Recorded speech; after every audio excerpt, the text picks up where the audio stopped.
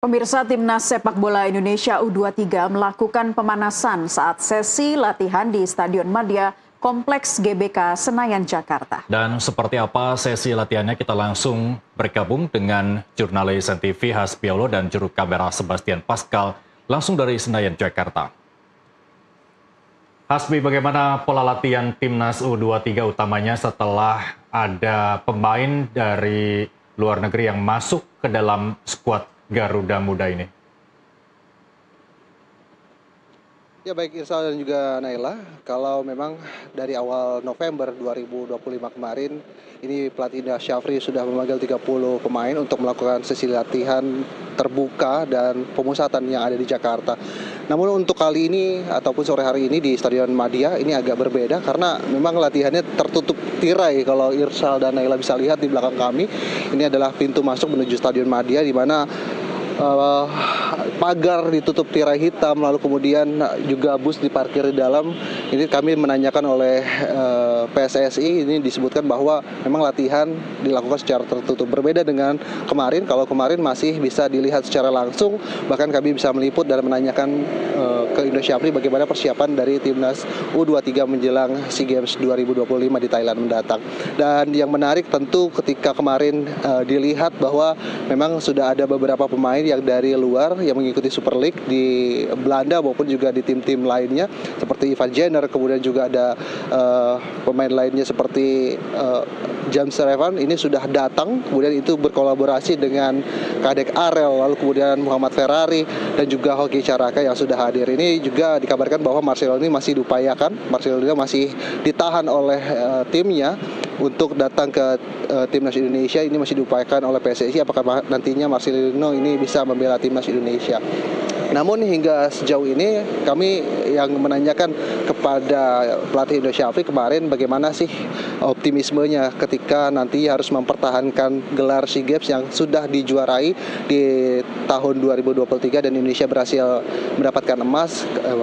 Indra Syafri ini meminta realistis dengan melihat bagaimana pola latihan yang memang cukup singkat begitu, dan nanti baru akan uji coba melawan Mali ini di Stadion Pakansari di tanggal 15 dan juga 18. Dua kali pertandingan antara Mali nanti akan berlangsung di Pakansari ini untuk menguji para pemain. Dari 30 pemain yang akan dipanggil nanti akan mengerucut ke 23 pemain yang akan dibawa ke Bangkok. Dan tentu kita berharap Indonesia ini butuh penyegaran karena kemarin sudah gagal di Piala Dunia, dan kali ini diharapkan U23 bisa kembali membuat nama harum Indonesia seperti di tahun 2023 kemarin di Kamboja. Irsal dan juga Naila. Ya, Hasbi, kalau dari keterangan sang pelatih, apa fokus latihan Timnas U23? Apakah seputar fisik atau seputar taktik atau hanya sekedar penyatuan chemistry karena memang ada beberapa pemain baru yang baru bergabung ke Timnas U23 ini? Ya baik Irsal, kalau kita lihat bagaimana pola latihan ini jelas PSSI tadi langsung ketika kami hubungi, maaf katanya stadion kita tutup dan berfokus pada strategi. Ini artinya dengan adanya tirai-tirai berwarna hitam di sekitar Stadion Madia itu merupakan salah satu bentuk pola latihan yang akan dijalankan pada hari ini seputar taktikal. Bagaimana nantinya transisi dari bawah menuju ke depan, lalu penguasaan bola di lini tengah ini akan menjadi penentu tentunya. Dan kami di sini tidak boleh melihat sama sekali karena memang fokus latihan, apalagi disorot dengan kamera karena fokus latihan ini memang berdasarkan strategi yang akan difokuskan nanti melawan Thailand.